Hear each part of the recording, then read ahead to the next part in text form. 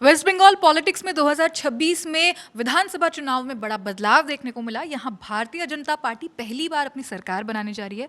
अब इसी पार्टी के टिकट पर एक पूर्व आईपीएल स्टार ने जीत दर्ज की है। वो कौन है, कहाँ से उन्होंने जीत दर्ज की है, ये बताने के लिए हमारे साथ ही रिया मौजूद है। रिया, प्लीज़ बताइए।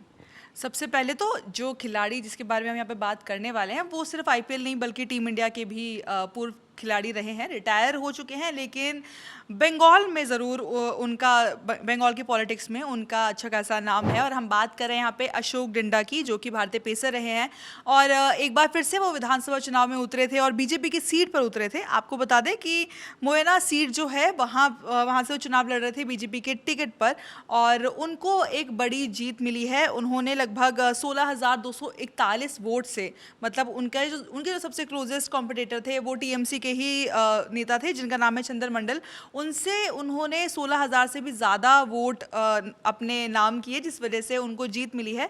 तो अशोक डिंडा एक बार फिर से, क्योंकि पहले भी जब पिछली बार जब विधानसभा चुनाव हुए थे तब भी उनको इसी सीट से बीजेपी ने टिकट दिया था और वो जीते थे और एक बार फिर से वो जीते हैं। हालांकि आपको बताते होंगे पिछली बार ना जो डिफरेंस था वो बहुत कम था, सिर्फ 1260 वोट ज़्यादा थे डिंडा के पास और वो जीते थे। उस समय कॉम्पिटिटर टीएमसी से कोई और थे और इस बार बदलाव किया गया, किसी और को वहाँ से उतारा गया, लेकिन डिंडा का कमाल देखने को मिला और उन्होंने यहाँ पर एक बार फिर से जीत दर्ज की है और लगातार दूसरा टेन्योर एज एमएलए वो अब पूरा करेंगे। रिया, मैं ये जानना चाहूँगी कि हमने बहुत बार देखा है कि स्पोर्ट्स पर्सन, क्रिकेटर्स जितने भी हैं, उन्होंने बहुत बार कैंपेनिंग की है, प्रचार किया है। आपको क्या लगता है कि इसका क्या इफेक्ट होता है उनके पॉलिटिकल प्रेजेंस पे?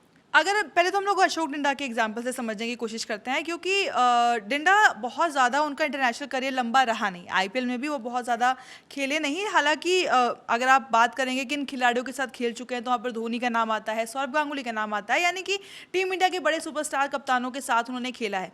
लेकिन जब बात राजनीति की आती है तो वहाँ पर बेशक उनको इस बात का फ़ायदा मिला कि वो क्रिकेटर थे, टीम इंडिया के लिए खेले थे, तो उस चीज़ की वजह से एक फेम उनके साथ था, लोग उनको पहचानते थे, उनका चेहरा जानते थे। लेकिन साथ ही साथ उन्होंने जिस तरीके से क्रिकेट के जरिए लोगों का दिल जीता है, क्योंकि वो अपनी एकेडमी चलाते हैं, डिंडा अशोक डिंडा एकेडमी जो उनकी है वो एकेडमी चलाते हैं और साथ ही साथ लोगों को कनेक्ट करने की कोशिश करते हैं। इस बार भी जब वो प्रचार कर रहे थे और कैंपेन कर रहे थे तो उन्होंने लगातार एक ही बात आगे रखी कि मैं मिट्टी का बेटा हूँ, मैं यहीं का बेटा हूँ, I am son of the soil, वो वाली जो चीज़ थी उन्होंने उस तरीके से अपना कैंपेन किया और क्रिकेट के जरिए लोगों को जोड़ने की कोशिश की। और जो ये डिफरेंस बढ़ा है ना, कि मतलब पिछली बार 1260 वोट का डिफरेंस था और इस बार लगभग आप 16,000 से ज़्यादा का डिफरेंस है, ये कहीं ना कहीं दिखाता है कि एज अ क्रिकेटर पहली बार शायद फेम, मतलब लोग कह सकते हैं ऐसा कि काफ़ी लोगों ने कहा भी कि फ्लूक और तुक्के में जीत गए, सिर्फ 1200 का डिफरेंस था। लेकिन शायद पिछले 5 सालों में 2021 में पिछले चुनाव हुए थे, पिछले 5 सालों में उन्होंने बहुत सा ऐसा काम किया है, बहुत ज़्यादा लोगों का दिल जीता है, क्रिकेट ही नहीं बल्कि दूसरे तरीकों से भी, कि शायद इसी वजह से इस बार जो जीत का डिफरेंस है वो 16,000 से भी ज़्यादा हो चुका है। तो यही समझ में आता है कि डिंडा क्रिकेट के अलावा भी काफ़ी काम कर रहे हैं। जी, थैंक यू रिया। अब मैं चाहूँगी कि आप ब्रीफली हमारे दर्शकों को उनके क्रिकेट का डेब्यू और उनके राजनीतिक डेब्यू के बारे में थोड़ा बता दें। सबसे पहले तो आपको बता दें कि अशोक डिंडा जो हैं वो सिर्फ आईपीएल नहीं बल्कि टीम इंडिया की भी स्टार है, टीम इंडिया के लिए वो खेल चुके हैं। अगर उनके करियर की बात करें तो उन्होंने अपना डेब्यू जो किया था वो 9 दिसंबर 2009 को श्रीलंका के खिलाफ किया था, पहले T20 डेब्यू हुआ।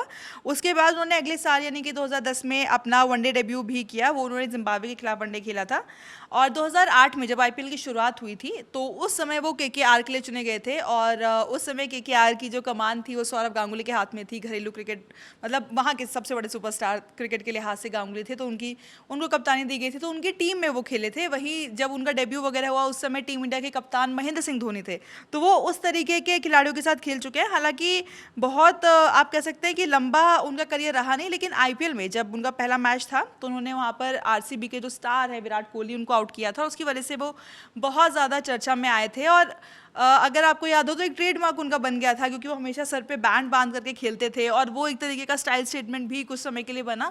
तो उनका इंटरनेशनल करियर बहुत भले ही बड़ा ना रहा हो, लेकिन इम्पैक्ट शायद से था और उस इम्पैक्ट ने उनको बहुत ज़्यादा आप कह सकते हैं फेम दिलाया, लोगों की नज़रों में मतलब आप चेहरा बन जाता है। खासतौर पे अगर आपके शहर से, आपकी जगह से कोई भी खिलाड़ी इंटरनेशनल टीम तक पहुंचता है, इंटरनेशनली रिप्रेजेंट करता है क्रिकेट में, तो वो एक सुपरस्टार होता ही है। और उसी सुपरस्टार वाली चीज़ से आगे बढ़ के एज अ नेता भी उन्होंने नाम कमाया और अब मेक श्योर किया कि उनको इस बार भी टिकट मिले, क्योंकि पिछली बार एक और क्रिकेटर थे मनोज तिवारी जो जीते थे इलेक्शन, उनको मंत्री भी बनाया गया था, लेकिन इस बार वो इलेक्शन में नहीं थे, लेकिन डिंडा ने अपना काम पूरा किया। जी, thank you so much Shriya. तो आज पूरे दिन 4 मई के दिन हम ललन टॉप पे हम लाइव थे। अगर हम इलेक्शन की बात करें तो आप जाके ललन टॉप पे इलेक्शन से जुड़े आप सारे वीडियोस देख सकते हैं। बाकी जो भी अपडेट्स आते रहेंगे हम आप तक पहुंचाते रहेंगे। मेरी साथी रिया है, मैं हूँ आकांक्षा गोगोई, कैमरे के पीछे आलोक है। आप देखते रहिए दी ललन टॉप। शुक्रिया।